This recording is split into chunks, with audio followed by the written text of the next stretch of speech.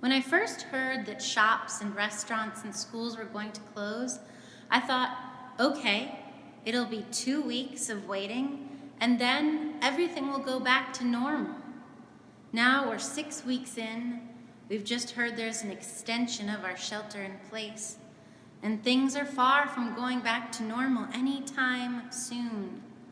What emerges from this, it's clear now, will be a new normal. And the disciples on the road to Emmaus were living into a new normal too. You can tell by their bewildered response that they needed more time to adjust. Living into the reality of the resurrection is a bewildering experience. And living into the reality of COVID-19 is a bewildering experience too. We're stunned, unsure of what to believe, shocked by what we're seeing, and confused about the future. In the Bible story, 2 men are walking down the road, deep in conversation, and a stranger approaches them. It was Jesus, but their eyes were kept from recognizing him. Was it the pallor of his skin after returning from death? Was it his borrowed clothes? Or were they too preoccupied by their conversation? Jesus asks them what they're talking about, and they're shocked that he doesn't know. As if you met someone on the street now and mentioned COVID-19 and they didn't know what you were talking about. How can you not know?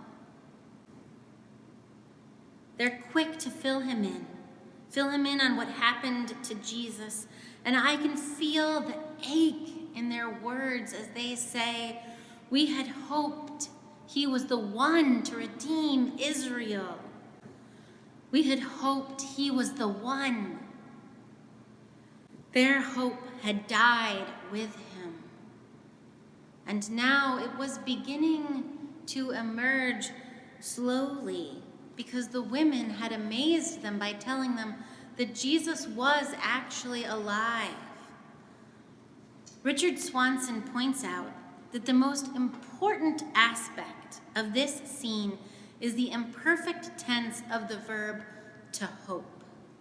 We had hoped. I've heard people use that phrase a lot lately. We had hoped to buy a new home, but now with this, who knows? I'd hoped to get a promotion, but I don't even know how long I'll have my job. We all hope to go on a family vacation. I hope to have knee surgery. We had hoped to start a big project.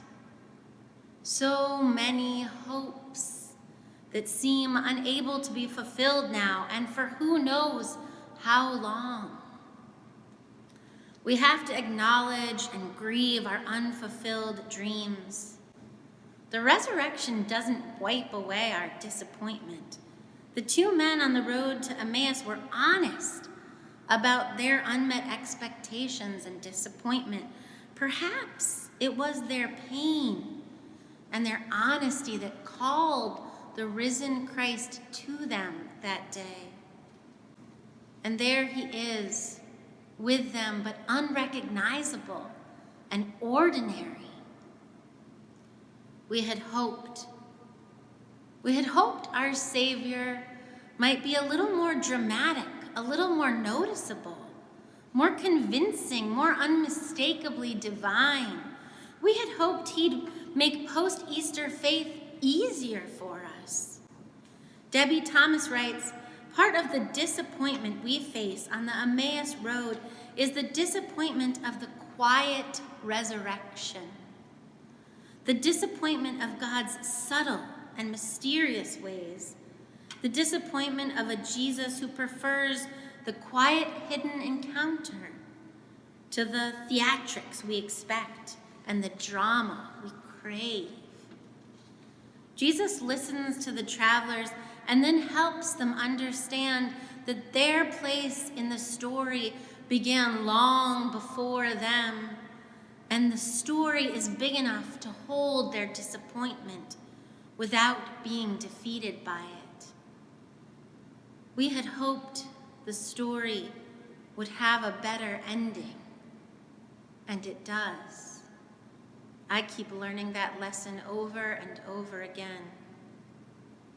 In divinity school, I took a course called Living with Dying, and for my coursework, I had to interview someone. And I interviewed a woman who had suffered a miscarriage.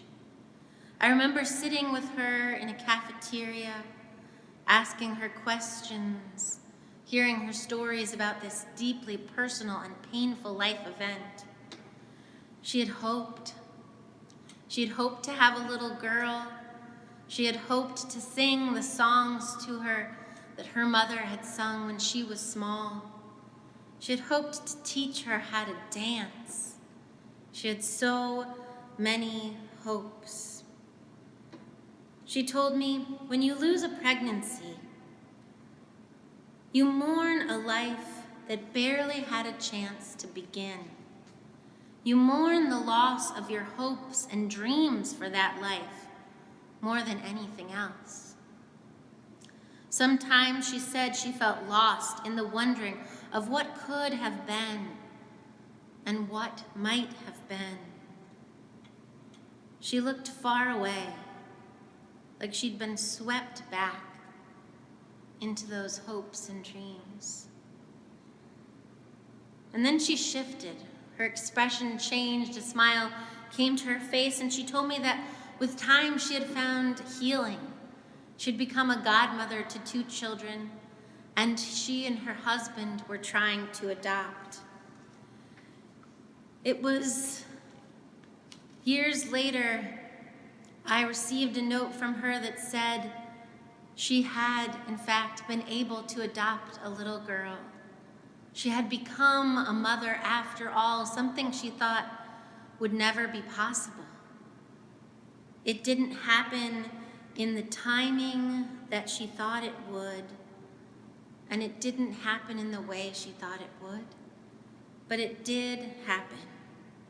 And it didn't erase the sadness and the pain and the suffering of the loss that she went to. But now her joy was with that pain. And now she had new dreams that were born. As I look at my own sadness in our current situation, I wonder what I am grieving. And what are you grieving? Are we grieving what we've actually lost? Yes, certainly we are. And are we grieving the future we imagined? Yes. We're grieving something we never had but hoped for. The disciples on the road to Emmaus thought they had lost Jesus, and that was real. They had lost the Jesus that they knew. Things had changed, but a new reality was walking alongside them. A new reality of a resurrection was present with them. Life after death was there in their midst, and they were so slow to understand it, slow to see it, but that did not make it any less real. Our losses are real and they are hard, and we have every right to be confused, overwhelmed, upset, and lost.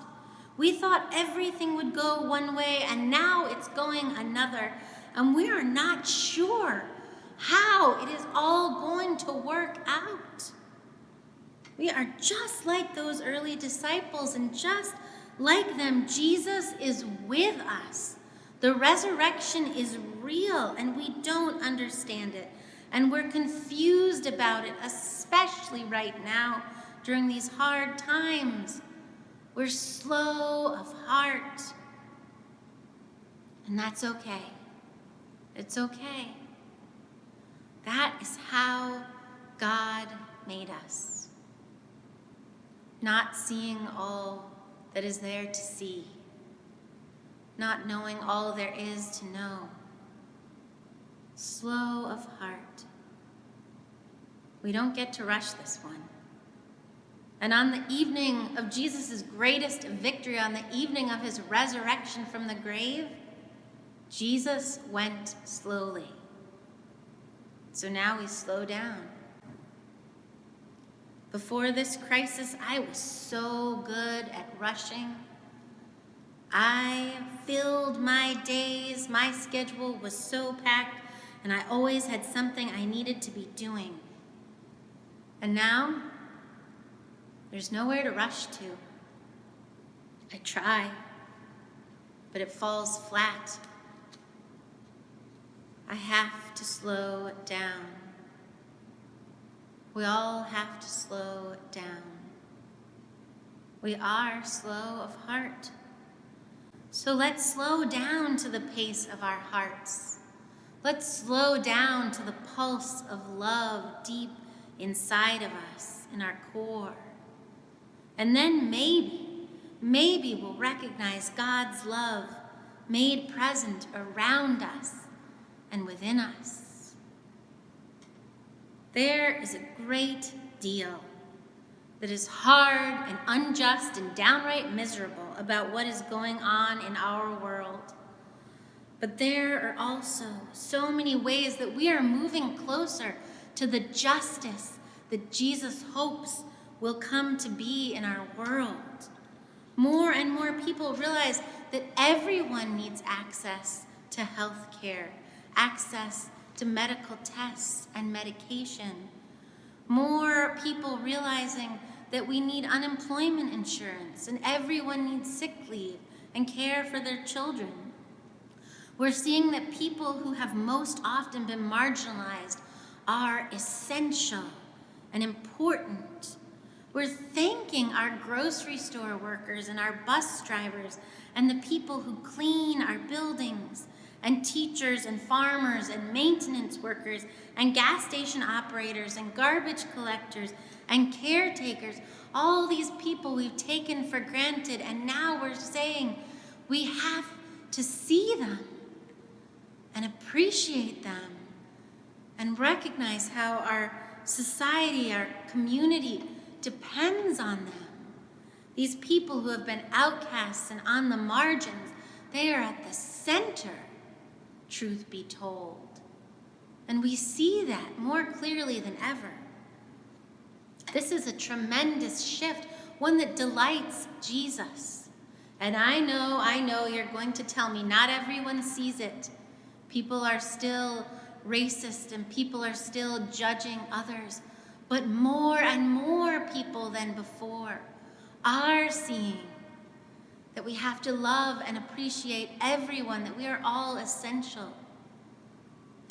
This is something to celebrate, even as there is more work to be done. Truly, Jesus is with us.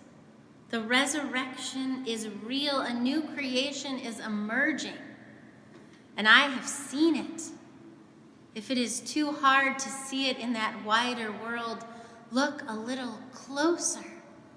It is so very clear within our church. I see it in the members who have decided to donate their stimulus checks because they can afford to, and giving it to our needy relief fund.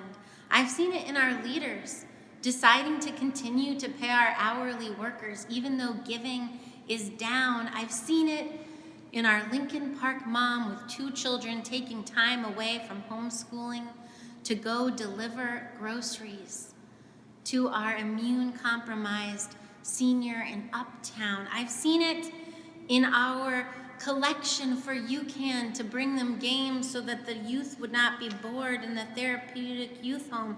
I've seen it in meals made for Adrian and Larry. I've seen it in Lauren Vega sewing masks for Mary Stainton, in our young adults pairing with our seniors to help them join Zoom, in Callie giving the whole church her cell phone number so that in case you can't get onto the Facebook live stream, you can call her. And she spent 30 minutes one morning on the phone with Cheryl trying to help her.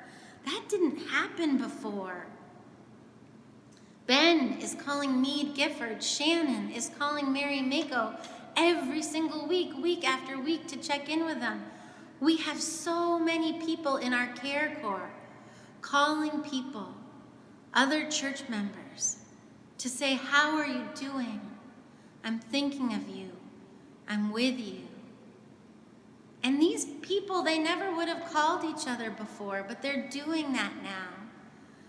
And it's so, so beautiful. I wish you could see how beautiful the tapestry that you're weaving now, the threads of your lives joining together across neighborhoods and generations and diverse backgrounds. It gives me hope. It gives me real hope. We know, truth be told, that our lives weren't perfect before this crisis started. A new world is being born, and we have the chance to welcome it, even as we wait the long months for the new life to grow within us.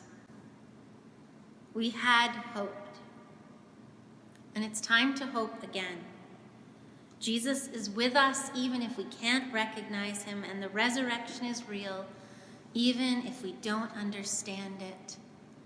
So we will keep walking down this tough road together, and we will keep telling the story.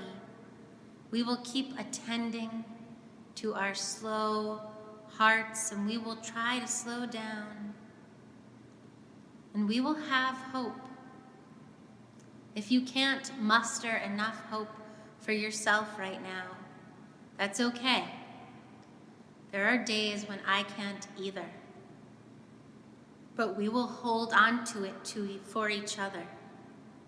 We will hold on to hope for each other so that it is there when you are ready for it. Today, I will carry hope for you because I know tomorrow you will carry it for me.